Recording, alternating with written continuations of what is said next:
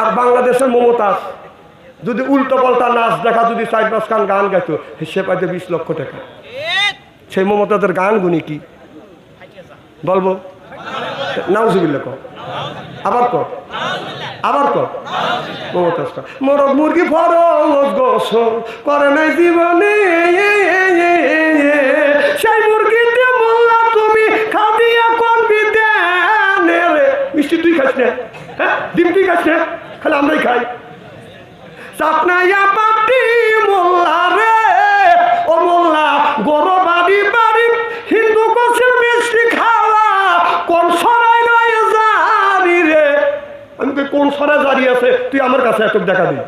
এই মমতাজ মুসলমানের গালি দিয়ে আল্লাহ রসুল বলেছে এখানে তো ওলামায়ে কুফরান যারা আলেমদেরকে গালি দেয় তারা কাফেরের কাতারে দাঁড়ায়। এই মমতাজ মুসলমানের গালি দিয়ে উল্টো পাল্টা গান গায়া সেলা 20 লক্ষ টাকা। আর আমরা মোল্লারা 2-3 ঘন্টা ওয়াজ করে টাকা নেওয়ার সময় যদি বলি কি কিছু টাকা ধরিয়ে দেওয়া, আর একটা লোক চাইতে ওঠে টাকা চাইলেও কি জায়েজ আছে? মমতাজ তোর মা হয়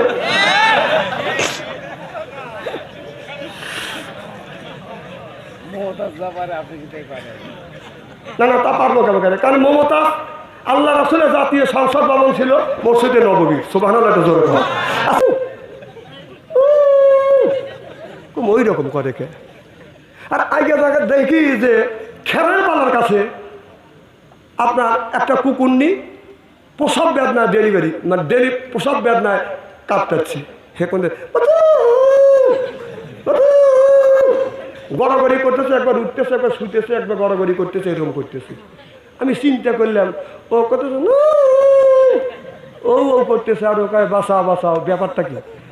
আমি চিন্তা করে দেখলাম যে এই দুইটি আমি বিশ্লেষণ করে যা দেখলাম আর ভাবলাম ওই কুকুরটা কুকুরনিক বলতেছে যে তোর বয়ফ্রেন্ডের সাথে কার সাথে কি করছিস, এই পাপের বোঝা আমার গানা চাপাস না, এর দায়িত্ব আমি নেব না।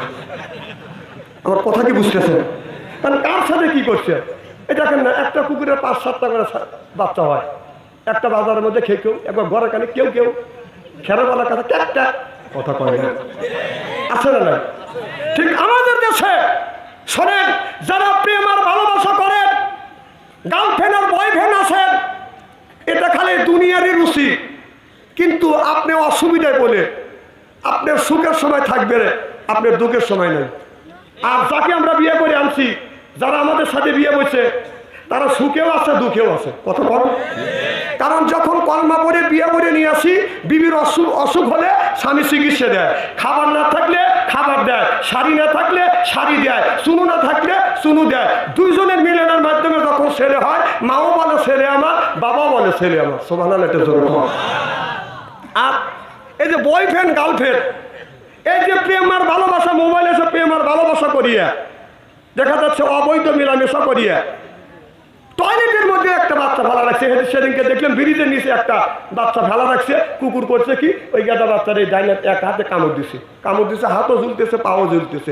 বিশ্ব রোডে মানুষের দেখা দিচ্ছে, দেখ মানুষ কত খারাপ কাজ করছে। কথা কয় না?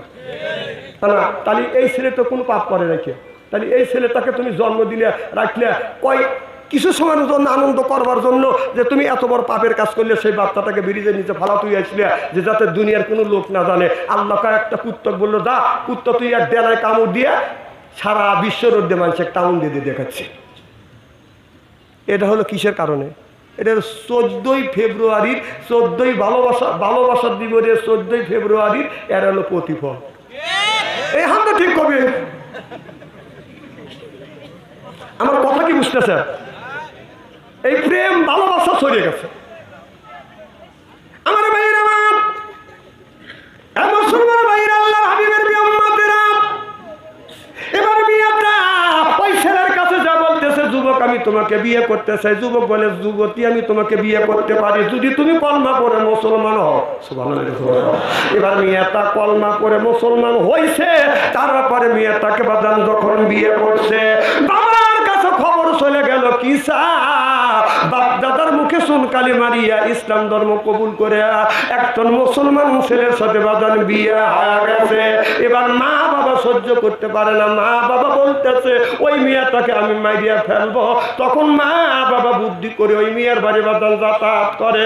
হঠাৎ করিয়ে এবার মা বাবা চিন্তা করতেছে আমার ধর্মের মুখে চুনকালি মারছে, মেয়েটাকে কিভাবে মারা যায়।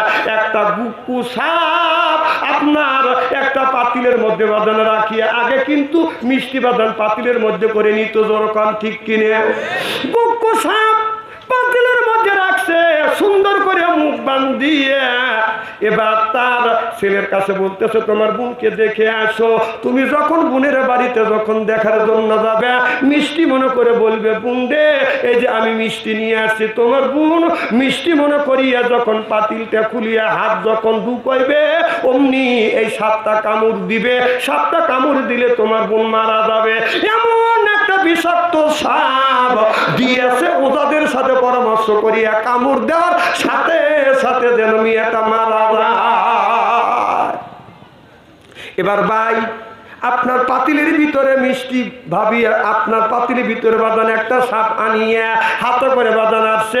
বোনের কাছে আসছে বলতেছে বোন আমি তোমাকে দেখার জন্য আসছি। এ বোন এই যে আমি তোমার জন্য মিষ্টির পাতিল নিয়ে আসছি, তুমি মিষ্টিটা। এবার বোনটা মিষ্টিটা বাঁধান নিয়ে গেছে। যখন নিয়ে বাঁধান রেখে দিছে শাশুড়িকে বলছে মা আমার ভাই আসছে। শ্বশুর বলছে আব্বা আমার ভাই আসছে। বলে মা তোমার ভাই আসছে, তোমার ভাইকে আদর যত্ন করো, খাবার দেয়। তোমার ভাই কি আনছে? কয় মিষ্টির পোটলা আনছে, তোমার ভাইকে মিষ্টি খাইতে দেয়। এবার মেয়েটা সুন্দর করে বাঁধান বিছানা পাইয়ে দিছে, বাইতে বাঁধান বিছানায় বইছে। এরপরে দস্তরখানা দিছে, দস্তরখানার উপরে বাঁধান একটা প্লেট দিছে।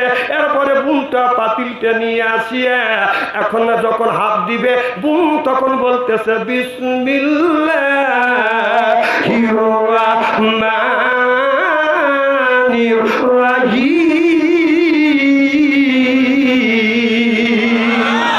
বিসমিল্লাহ কয়া যখন হাত দিছে যুবকটা মনে মনে চিন্তা করতেছে এখনই তো হাত যখন দিবে অমনি সাপ তো কামড় দিবে। কামড় দেওয়ার সাথে সাথে বোনকে যখন কামড় দিবে তখন আমার বোন কামড়ের যন্ত্রণা বিষের যন্ত্রণায় কামড়াবে, আমি দৌড় দিয়ে বাদ চলে যাব। কথা বুঝতেছেন না? এবার ভাই দৌড়ার জন্য যখন প্রতিসং দিছে বোনটা বিসমিল্লাহ বলে বিসমিল্লাহির রহমানির রাহিম বলে পাতিলের মধ্যে যখন হাত ঢুকাইছে বাদান হাত দিছে মিষ্টি আনিয়ে ভাইয়ের পাতের উপরে রাখছে। সুবহানাল্লাহ। আবার যখন ভাই আশ্চর্য হয়ে গেছে এই পাতিলের মধ্যে আমি আনলাম সাপ, আর পাতিলের মধ্যে হাত দিল মিষ্টি আসলো। আবার বিসমিল্লাহ কয়ে হাত দিছে, রাবক আইনা বাইরের প্লেটে দিছে, বিসমিল্লাহ কয়ে হাত দিছে, চমচম আইনা বাইরের পাতে দিছে। এরপরে বাদান বিসমিল্লাহ কয়ে হাত দিছে, রসমালাই বাইরের প্লেটে বাদানে রাখছে। এবার বোন বলতেছে ভাই তুমি খাবার খাও মিষ্টি খাও না কেন? ভাই মিষ্টি খাওয়া বাদ দিয়া বোনের মুখের দিকে তাকাইয়া চোখের পানি ছেড়ে দিয়ে দাদা করে কান্দে। এবার বোন বলে বাইরে কেন তুমি কান্দো? বলে বোন আমি সত্য কথা বলবো, তুই বিশ্বাস করবি কি করবি না আমি জানি না। মা বাবার সাথে পরামর্শ করিয়ে তোমাকে মারার জন্য মিষ্টির পাতিলের ভিতরে আমি সাপ ভরে আনছি। তুমি মিষ্টি মনে করিয়ে পাতিলে হাত দিলে এই বিষাক্ত সাপ তোমাকে সবল দিলে কামড় দিলে তুমি বাঁচবে না, তুমি মারা যাবে। তুমি যখন পাতিলের মধ্যে হাত দিছো আমি জানি সাপ তোমাকে কামড় দিবে, এখনই তুমি মারা যাবে। আমি দৌড় দেওয়ার জন্য প্রস্তুতি নিছি, কিন্তু উল্টোটা হয়ে গেল। বোন রে বিসমিল্লাহ বলে তুই হাত দিলি, পাতিলের মধ্যে থেকে বিভিন্ন রকমের মিষ্টি বের করে করে আমার প্লেটে তুই দিবি, এটা কি? এবার বোন বলতেছে ভাই দেখ পাতিলে তো সাপ নাই, পাতিল ভর্তি মিষ্টি আর চমচম রাবক সাই চিল্লা করে আল্লাহু আকবার। তাহলে বলুন বিসমিল্লাহ দাম আছে না না? এজন্য সব কাজের শুরুতে আমরা বিসমিল্লাহ বলবো ইনশাআল্লাহ। আমার ভাইরা কোন মা আগেকার মায়েরা বাপ যখন রান্না করতে যাইতো এক মুঠ চাউল নিয়ে বিসমিল্লাহ আবাদান দিত। সুবহানাল্লাহ। সর্বপ্রথম এক মুষ্টি চাউল নিয়ে আলাদা মুষ্টির চাল রেখে দিত। কথা কন আর এখন কিন্তু মুষ্টির চালে রাখে না, কি কোন রাখে? বিসমিল্লাহির রহমানির রহিম বলে বাদান পাতিলে চাউল দেয়, বিসমিল্লাহ বলে বাদান পানি দেয়, বাতে রান্না বাদান শুরু করে দেয়। আজকে আমাদের সমাজের মধ্যে বিসমিল্লাহর আমলটা উঠে গেছে, দেখে আজ সমাজের মধ্যে থেকে বাদান বরকত উঠে গেছে। যখন ঠিক কিনে ওই যে ছেলে মালদ্বীপের কথা মনে আছে কি বলবো? আমার ভাইরা আমার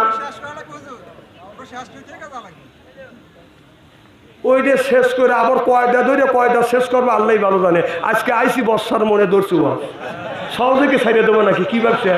কারণ আমি যতক্ষণ ওয়াজ করব আমার একটা টার্গেট আছে, টার্গেট যতক্ষণ পর্যন্ত ফিল আপ না হবে, ফরিদ ভাই যদি মাইক্রোফোন টানিয়েও না তারপর আমি ছেড়ে দেবো না। কারণ আমার একটা টার্গেট আছে, টার্গেট সব কাজের টার্গেট আছে না? আপনারা বিশ্বকাপ ফুটবল খেলা দেখছেন, বিশ্বকাপ ফুটবল খেলায় আপনার টার্গেট আছে যে বল কর্নারে বসা কিক করে গোল দিবে পারলে 3 লক্ষ টাকা পুরস্কার, কথা কন। আর বাংলাদেশের মমতাজ যদি উল্টো পাল্টা নাচ দেখা যদি 4-5 খান গান গাইতো সে পাইতে 20 লক্ষ টাকা। সেই মমতাজের গান গুনি কি বলবো? নাউজুবিল্লাহ কর, আবার কর, আবার কর। মমতাজটা মোরগ মুরগি ফরজ গোসল করে নাই জীবনে, সেই মুরগিতে মোল্লা তুমি খাদিয়া কোন বিদ্যানে রে। মিষ্টি তুই খাস না? হ্যাঁ, ডিম তুই খাস না? খালি আমরাই খাই। চাপনাইয়া পাটি মোল্লা রে, ও মোল্লা গরো বাড়ি বাড়ি হিন্দু গোছের মিষ্টি খাওয়া কোন সরাই রয়ে জারি রে।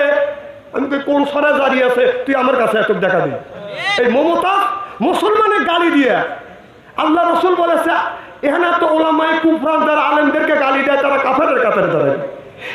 এই মমতাজ মুসলমানের গালি দিয়ে উল্টো পাল্টা গান গায়া সে 20 লক্ষ টাকা। আর আমরা মোল্লারা 2-3 ঘন্টা ওয়াজ করে টাকা নেওয়ার সময় যদি বলি কি কিছু টাকা ধরিয়ে দেওয়া, আর একটা লোক চাইতে ওঠে টাকা চাইলেও কি জায়েজ আছে? মমতাজ তোর মা হয়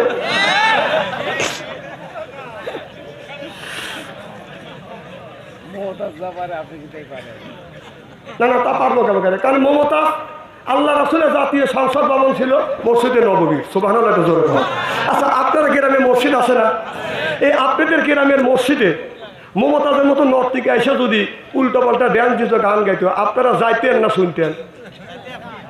যাইতেন? কয়েক যাইতো না, কোথায় তো যাইতো। আহা, আপনারা কি করতেন? জীবন দিলেও মমতাজের মসজিদে ঢুকতে দিতেন না, কথা বল না। কারণ